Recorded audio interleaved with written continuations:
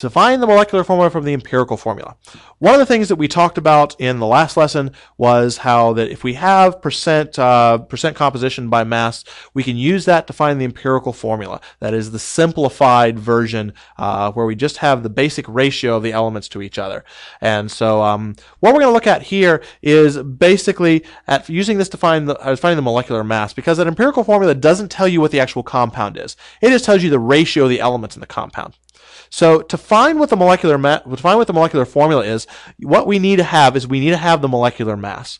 And so if you're given an empirical formula, you either need to find some way of actually calculating what the molecular mass is, or measuring it, or you'll have to be given it. And so once you've got that, this is basically what you're going to do. You're given that molecular mass, or you find it somehow. And so the next thing you want to do is you want to find the mass of the empirical formula. That is, you're going to take the empirical formula, add up the different pieces the same way you would if you were finding a molecular mass. Only this is not technically a molecular mass because it's not a molecule. An empirical formula is just like the reduced form of a molecule.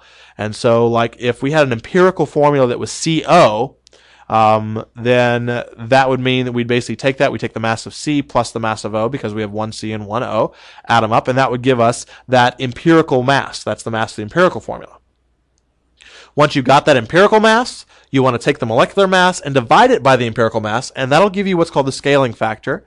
That scaling factor then can be multiplied times the numbers in the empirical formula to give you the final one. It sounds a little confusing at first, but let's actually work it out by doing an example. So in this example, we have an empirical formula is OH, and so that's our empirical formula. We're told the molecular mass is 34.01.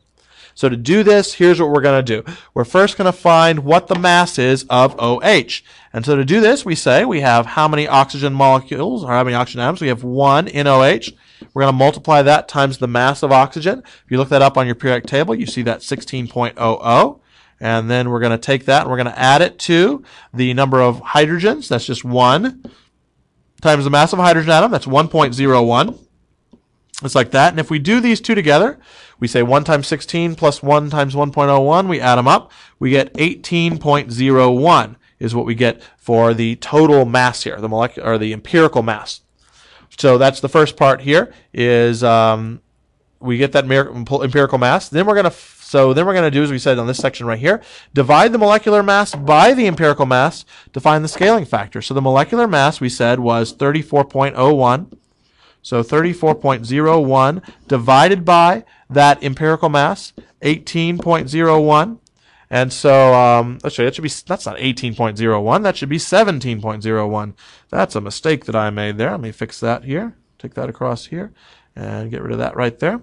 Apparently, that's what I get for doing this in my head and not using the actual calculator. That should be 17.01. And then this down here should be the empirical mass is 17.01. And so we say 34.01 divided by 17.01.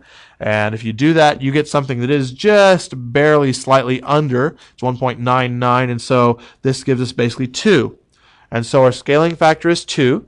And so if we had this, we have, since the empirical formula was OH, we would have, instead of O, we'd have O2. Instead of H, we'd have H2 because we scale them both by 2. So this would be our molecular formula. But, as we said in the previous unit, that we always want to make sure the cations first. Oxygen has a valence of -2. That's got to be an anion, so we've got to flip these around. Hydrogen can be positive, and so that means that we're going to end up with our final one is H2O2. And so this is our final molecular formula.